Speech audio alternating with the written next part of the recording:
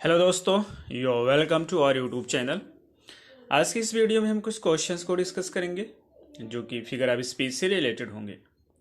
Before starting the video I would like to tell you, if you want PDF of these questions the link is in the description box.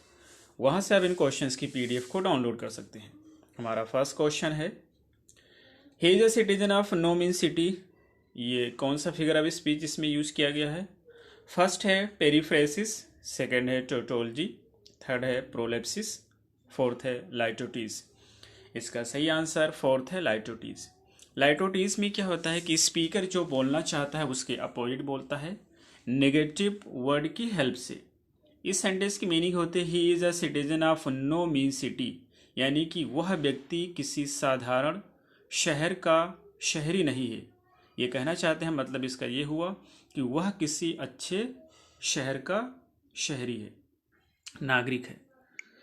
Second है united we stand divided we fall. इसमें कौन सी figure of speech है? First है antithesis, second है bathos, third है tautology, fourth है litotes. इसका सही आंसर है एंटीथेसिस। एंटीथेसिस में क्या होता है कि हमारे पास दो स्टेटमेंट होते हैं जिसमें से एक स्टेटमेंट दूसरे स्टेटमेंट का अपोजिट होता है। जैसे यूनाइटेड वी स्टैंड, एक साथ हम लोग मजबूत रहेंगे, डिवाइडेड वी फॉल, और यदि अलग अलग हो जाएंगे तो हमारा पतन हो जाएगा।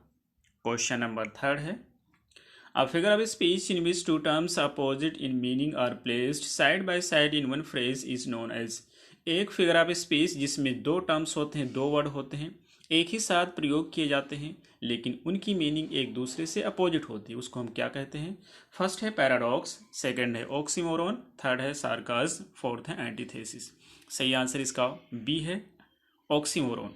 जैसे हमने कहा वाइज फूल, तो वाइज पॉजिटिव, फूल नेगेटिव, इसलिए ये हो जाएगा ऑक्सीमोरोन। क्वेश्चन नंबर फोर्थ है, careless she is with artful care affecting to seem unaffected. इसमें देखिए कि एक स्टेटमेंट दूसरे स्टेटमेंट को कंट्राडिक्ट कर रहा है, तो इसमें क्या होगा? पहला है आयरनी, सेकंड है सिमली, थर्ड है पैराडॉक्स, फोर्थ है मेटाफर। सही आंसर इसका हो जाएगा पैराडॉक्स। पैराडॉक्स में एक स्टेटमेंट दूसरे स्टेटमेंट को कंट्राडिक्ट करता है। क्वेश्चन नंबर 5 है, using the expression crown for the monarchy is an example of. कहते हैं कि एक ऐसी फिगर ऑफ स्पीच जिसमें हम उस वर्ड का प्रयोग न करके किसी दूसरे वर्ड का प्रयोग करते हैं सब्सटीट्यूट के तौर पे, उसे हम क्या कहते हैं? फर्स्ट है मेट्रोनिमी, सेकंड है साइनेक्डोच, थर्ड है आयरनी, फोर्थ है मेटाफर। तो ये होता है मेट्रोनिमी, इसलिए इसका सही आंसर हो जाएगा ए। मेट्रोनिमी में क्या होता है कि जो हम बोलना चाहते हैं उसका प्रयोग ना करके दूसरे वर्ड का प्रयोग करते हैं सब्सटीट्यूट के तौर पे, जैसे यहाँ पर मोनार्की के लिए यूज किया गया है क्राउन। क्वेश्चन नंबर 6 है, using the bench for the judiciary is an example of. फिर वही सेंटेंस है उसी टाइप का। तो पहला है मेटाफर, सेकंड है आयरनी, थर्ड है साइनेक्टोच, फोर्थ है मेट्रोनिमी। सही आंसर इसका डी है। क्वेश्चन नंबर 7 है, he is not the brightest man in the world. वह संसार में सबसे ब्राइटेस्ट मैन नहीं, यानी कि वह स्टूपिड है।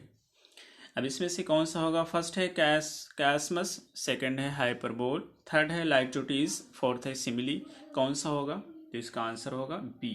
जैसा कि हमें पता है कि जब हम जो बोलना चाहते हैं उसके अपोजिट में बोलते हैं नेगेटिव वर्ड की हेल्प से, तो वो लाइटोटीज होता है।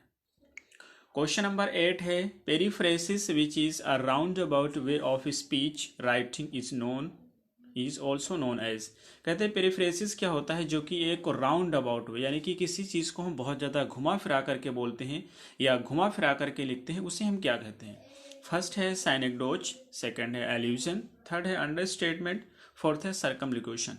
सही आंसर इसका डी होगा, क्योंकि जब हम घुमा फिरा कर बातें करते हैं, सही पॉइंट पर ना आकर के इधर उधर की बातें करते हैं, उसे हम सर्कमलोक्यूशन कहते हैं या पेरीफ्रेसिस कहते हैं। 9 नंबर का है हाइपरबोल। हाइपरबोल क्या है? फर्स्ट है एन एक्स्ट्रावेगेंट एग्जाजरेशन, यानी किसी चीज़ को बहुत ज़्यादा बढ़ा चढ़ा कर कहना, सही है। सेकंड है अ रेसिस्ट सलर, नहीं। थर्ड है मेट्रिकल स्किल, ये भी रॉन्ग है। फोर्थ है अ फिगर ऑफ स्पीच, ये भी सही है। दैट मीन्स कि फर्स्ट और फोर्थ करेक्ट हैं, तो इसका आंसर हो जाएगा बी। क्वेश्चन नंबर 10 है, a sequence of repeated consonant sounds in a stretch of language ये कहते हैं कि एक ऐसा सेंटेंस होता है जिसमें कॉन्सोनेंट साउंड को हम रिपीट करते हैं, बार बार यूज करते हैं, उसको कौन सा फिगर ऑफ स्पीच कहते हैं? फर्स्ट है एलिटरेशन, सेकंड है एक्रोस्टिक, थर्ड है एसेंट, फोर्थ है सिलेबल। तो जब हम किसी वर्ड कॉन्सोनेंट वर्ड को रिपीट करते हैं बार बार तो एलिटरेशन होता है। जैसे बोलते हैं पीटर पाइपर पिक्ड अप ए कप पिकल पेपर, तो ये एलिटरेशन है। क्वेश्चन नंबर 11 है silver man has never red browning, this is an example of. ये कहना चाहते हैं कि सिल्वर मैन ने कभी ब्राउनिंग को नहीं पढ़ा। दैट मीन्स कि ब्राउनिंग के वर्क्स को नहीं पढ़ा। क्या कर रहे हैं? सब्सटीट्यूट का प्रयोग कर रहे हैं, और जब सब्सटीट्यूट का प्रयोग करते हैं तो वहाँ पर कौन सा फिगर ऑफ स्पीच होता है?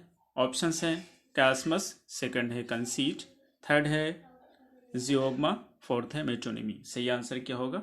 डी होगा, मेट्रोनिमी। क्वेश्चन नंबर 12 है Hamlet lying wounded says to his friend Horatio I am dead, this is an example of.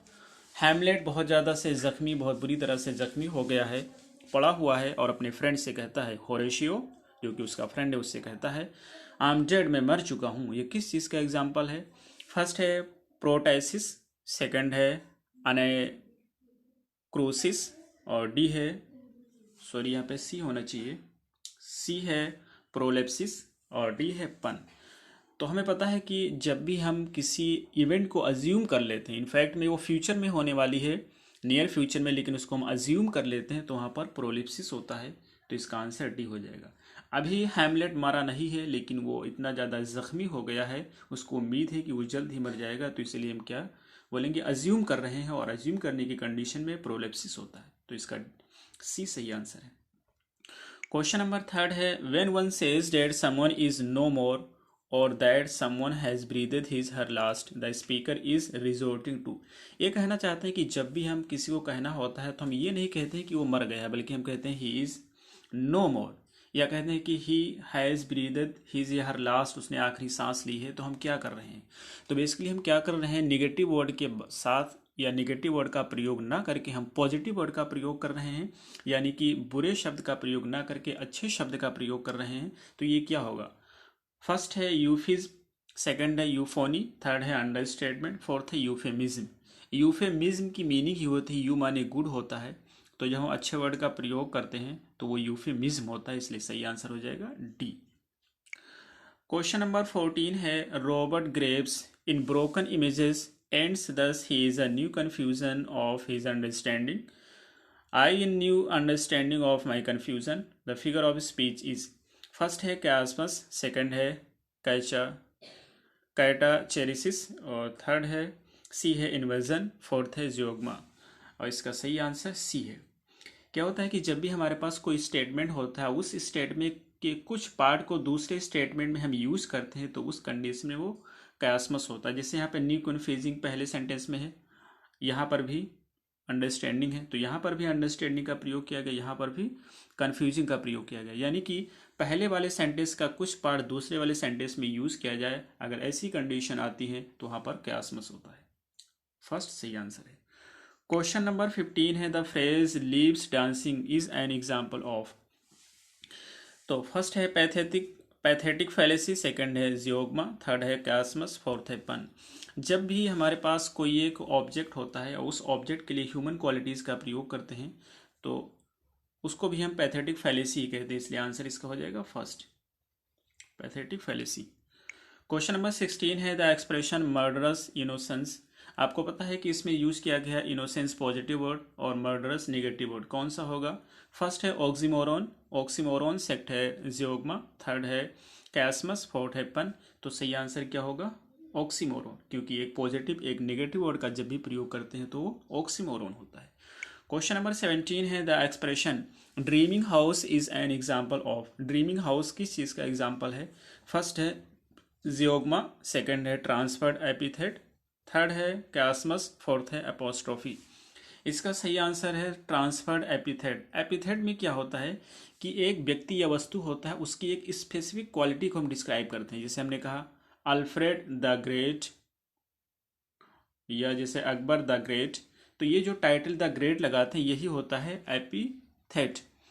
और ट्रांसफर एपिथेट होता है जब उसको हम इनडायरेक्टली यूज करते हैं, जैसे ड्रीमिंग हाउस का प्रयोग किया गया, तो इसमें क्या हो जाएगा? ट्रांसफर्ड एपिथेट हो जाएगा।